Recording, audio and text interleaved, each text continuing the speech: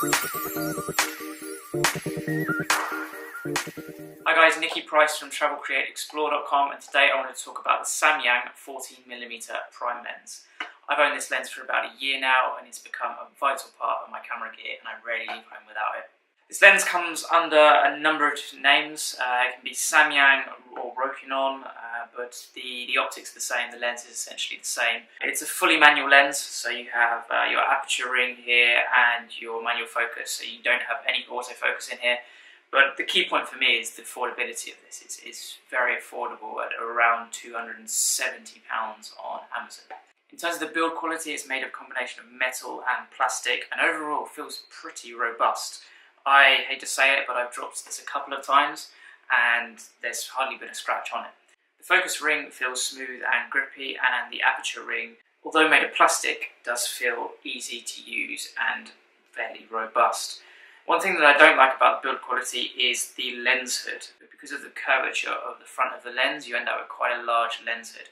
The other thing that I'm not too keen on is the weight. When I weighed this on my scales, it came out at about 0.625 kilos. Now, I'm not sure how this compares to the other mounts available for this lens, but for the Sony E mount, there's a large metal adapter which goes on the end, which actually increases the size, and I imagine, although I haven't tested the Canon Nikon versions, the weight as well. So worth noting there.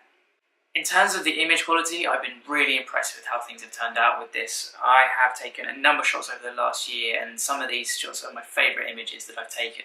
And I've been really pleased with how things have come out. I've taken a couple of sample images so you can see how things look. You'll see that at f2.8 the centre is sharp, and in the corners there's quite a little bit of light fall off and a little bit of a loss in sharpness there. In terms of at 5.6, however, this fall off in light and sharpness is actually much improved. The other thing to talk about, obviously being such a wide angle lens, is the lens distortion. As you can see from the lines on the wall, there's a slight curvature. Now, this lens distortion and light fall off can be fixed in Photoshop and Lightroom, however. Lightroom, there's the lens correction adjustments, and Photoshop, you could take two exposures and blend the two together to get the correct exposure in the corners. Now, this is a little bit of a specialist lens in the sense of when you use this lens, it captures everything, like everything. And if there's anything interesting in the background, it will really reduce the size of that. Anything in the foreground and close to the lens will be really prominent and detailed.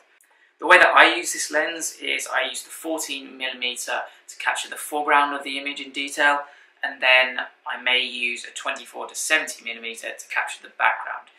This way you still get the size and proportion of the background, anything in the distance, but you still get that ultra-wide view of the foreground. I used this on my Monument Valley shot, or for the Forrest Gump shot of the leading road through the bottom of the foreground.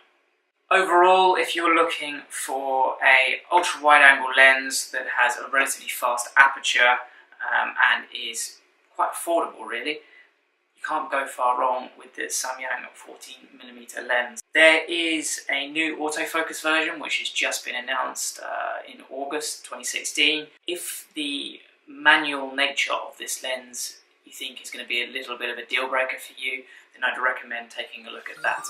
Thanks very much for watching the video, guys. I have a full article and review of this on my website, TravelCreateExplore.com, with the sample images which you can view for yourself. If you like the video, please like below, and if you use this lens, what do you think? Comment below, let me know. Otherwise, subscribe for updates for the next video, and see you in the next clip.